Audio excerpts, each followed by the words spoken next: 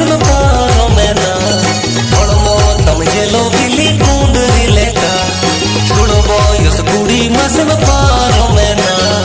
हड़मो तम जेलो बिली कुंडरी लेका अमिज पोटाव में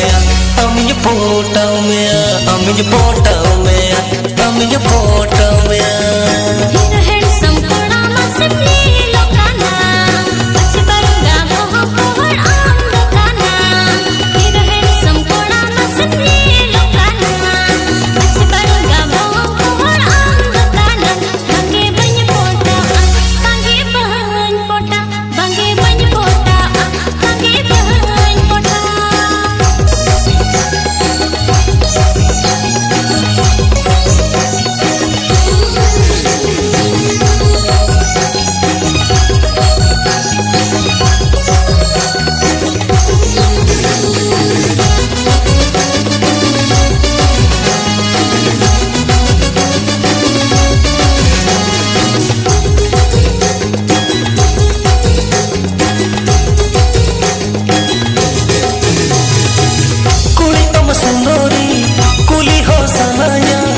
पछे बमरोड़ाया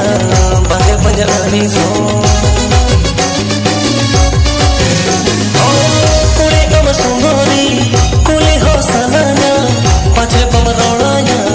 बागे बजानी सो अमिज पोटाव में अमिज पोटाव में अमिज पोटाव में अमिज पोटाव में